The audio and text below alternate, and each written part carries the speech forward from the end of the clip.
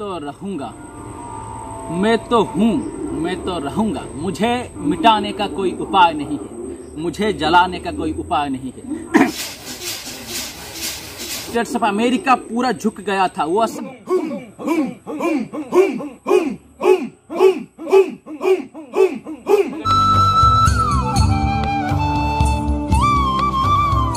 मैं तो रहूंगा, मैं तो हूँ, मैं तो रहूंगा। मुझे मिटाने का कोई उपाय नहीं है, मुझे जलाने का कोई उपाय नहीं है। ओशो कहते थे मैं तो हूँ, मैं तो रहूंगा, मुझे मिटाने का कोई उपाय नहीं है, मुझे जलाने का कोई उपाय नहीं है। तुम एक ओशो की बोलती बंद करने की कोशिश करोगे, मैं हजारों लाखों ध्यानियों की मुख से बोलना शुरू करूंगा। ये चलता रहेगा शाश्वत तरीके से। ओशो कौन थे, कैसे थे, ये बाद में समझेंगे, क्योंकि छोटी सी वीडियो में कहना नामुमकिन है, लगभग नहीं पूरे नामुमकिन ही है। वो आदमी, वो शख्स जिसके सामने यूनाइटेड स्टेट्स ऑफ अमेरिका पूरा झुक गया था, वो शख्स जिसके सामने भारत के बड़े बड़े आध्यात्म और विज्ञान के मनी से झुक जाते थे, उसके बारे में हम इतनी छोटी सी वीडियो में नहीं कह पाएंगे, आगे कहेंगे जरूर, उसके ऊपर पूरे वीडियो सीरीज बनाएंगे।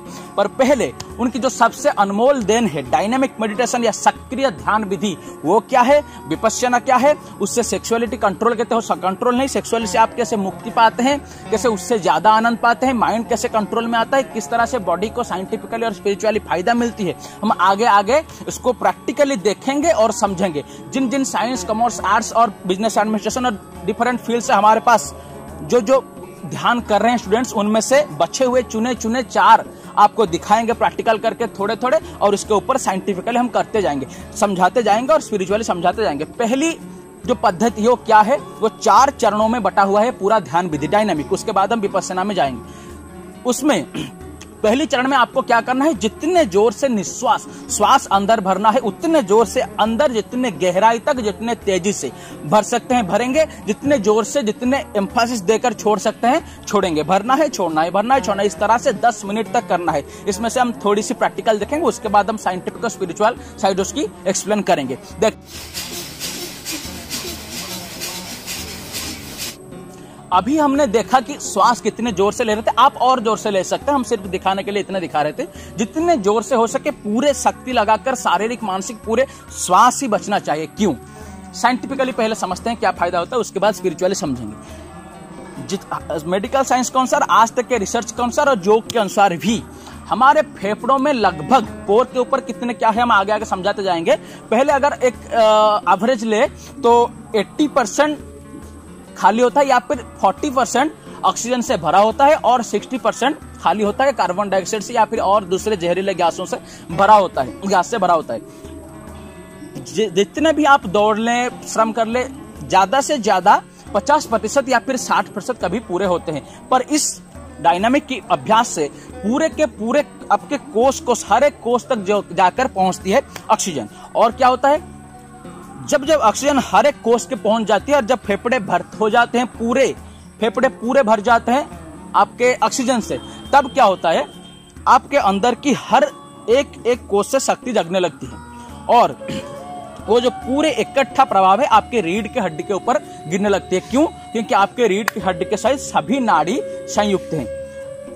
इससे क्या होगा, इससे आपको इतनी फ्रेशनेस मालूम होगी और इतनी ताजगी, और बॉडी के जितने बेकार विकार हैं, यानी अशुद्धि हैं, यानी ग्रंथि है, यानी रोग कारक चीजें हैं, तत्व हैं, ये सब निकल जाएंगे इस 10 मिनट के निश्वास के कारण। आपको कभी कभी कष्ट होगा, फिर भी उसके ऊपर लीजिए, आगे आगे अभ्यास होते जाएगा। पहले 10 मिनट निश्वास लेने के बाद आपको पता चलेगा कि इसकी इफेक्ट क्या है प्रैक्टिकली करके। साइंटिफिकली किसी भी तरह का बीमारी आपको नहीं पकड़ेगा। इसके बाद जरूर लिख के रखिए, किसी भी तरह का बीमारी नहीं पकड़ेगा। छोटे मोटे बीमारी तो जाएंगे ही, बड़े बीमारी भी जाएंगे, शारीरिक फायदा होगा। स्पिरिचुअली आपके अंदर की हर एक ऊर्जा जगने लगेगी, क्योंकि ऑक्सीजन जाता है, करता क्या है, कोष में पहुंचता है रक्त के द्वारा और सभी जगह पर कोशीय श्वसन या सेलुलर रेस्पिरेशन करके वहां पर जो ग्लूकोज की कणिकाएं, खाद्य कणिकाएं, उनको पचाता है और ऊर्जा उत्पन्न करता है। इसलिए आप जब दौड़ते हैं तो आपकी जितने ऊर्जा आपने रखा था वो ऊर्जा ज्यादा अपचय हो रही है, इसलिए आपको ज्यादा ऊर्जा की जरूरत है। ज्यादा ऊर्जा के लिए ज्यादा सेलुलर रेस्पिरेशन या फिर ज्यादा ग्लूकोज जलनी चाहिए, ज्यादा खाद्य जलने चाहिए। ज्यादा जलने के लिए ऑक्सीजन की जरूरत है, ऑक्सीजन नहीं तो जलेगा कैसे, इसलिए ज्यादा निश्वास आप लेते हैं। अब दूसरे चरण में आपको सब कुछ छोड़कर नाचना है।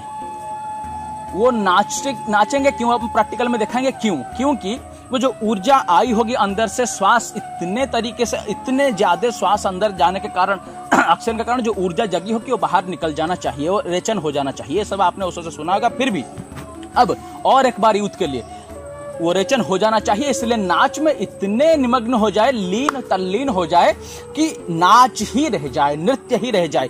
आप मैं नाच रहा हूं ऐसे भाव ना रह जाए, सिर्फ नाच रह जाए। इसीलिए तो नटराज को हमने सबसे पुराना देव माना है। क्यों? क्योंकि चित्र और ये चित्रकार अलग दिखाए जा सकते हैं कि ये चित्र है, ये इसका चित्रकार है, ये मूर्ति है, ये इसका मूर्तिकार है, पर अलग नहीं दिखा पाएंगे कि ये नर्तक है, ये नृत्य है। नृत्य करने के समय ही नर्तक को देखा जा सकता है। अगर नृत्य बंद करता है तो वो नर्तक नहीं रह जाता। नृत्य और नर्तक को अलग दिखाया नहीं जा सकता, वो एक ही है। इसी तरह से तल्लीन होकर नाचे कि कोई भेद ना रह जाए, मुंह या मैं का जो भाव है वो चला जाए, सिर्फ नाच रह जाए। उसके बाद आप परम शांति में प्रवेश करेंगे। छोटी प्रैक्टिकल देखते हैं।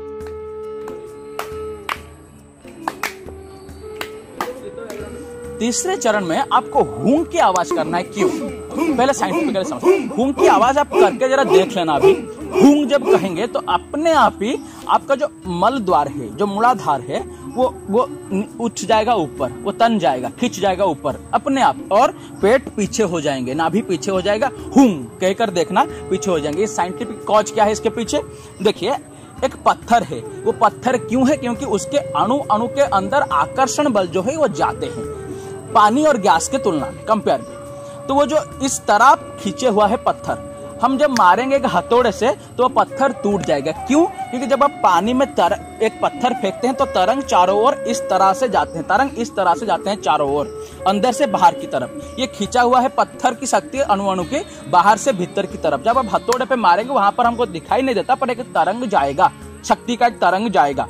वो तरंग भीतर से बाहर की ओर जाता है। वो तरंग की शक्ति अगर इसकी आकर्षण बल से ज्यादा होता है तो इसको ये अलग कर देगा। इसी को हम टूटना कहते हैं। इसी तरह से पत्थर, छोटे पत्थर के लिए छोटे हथौड़े, और बड़े के लिए बड़े हथौड़े, और छोटे के लिए छोटे हथौड़े चाहेंगे। इसी तरह से हमारे अंदर जो सीमांत से जो ऊर्जाएं हैं वो तो ऊपर नहीं आएंगे, पानी ऊपर नहीं आएंगे, और उसको तोड़ने के लिए हथौड़ा भी नहीं चाहिए। वो जो कण है, जो वीर्य के कण है, वो कण के ऊपर हुं की ध्वनि जाकर इतनी प्रहार करेगी, वो टूटेंगे, और वो ऊर्जा जब उन्मुक्त होगी तो निकलेगी। कुंडलिनी आनी, वो नीचे से वो सीमन नहीं उठेगा, वो जल है, पानी है, वो नीचे जाएगा ही नेचुरली, वो ऊपर नहीं उठ सकता। ऊपर उठेगा तो वो ऊर्जा ऊपर उठेगी। जब आपके दिमाग पर, सहस्रार पर आएगी तो वो परम आनंद है, अद्भुत ब्लिस है, अद्भुत आनंद है। आप उसमें अपरिसीम, अप्रतिम भाव से खो जाएंगे। ये सेक्सुअलिटी, ये मदिरा, ये सब खो जाएंगे, क्योंकि वो सब में जो क्षणिक आनंद मिलता है, इसमें पूरे तरीके से अल्टीमेटली ब्लिस आपको मिलना लगेगा।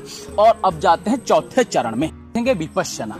ये जो डायनामिक है वो क्या है? अगर जीवन की गहराई से गहराई में खोज में उतरना चाहते हैं और जाने हुए, अच्छे से इसके ऊपर रिसर्च किए हुए और खुद अनुभव किए हुए लोग के देख रेख में, उपस्थिति में, प्रेजेंस में इसको करना है। नहीं तो डायनामिक नहीं करना है, सक्रिय ध्यान कुंडलिनी नहीं करना है। इसके नाम पे व्यापार भी चल रहे हैं बहुत। और विपश्यना करना है।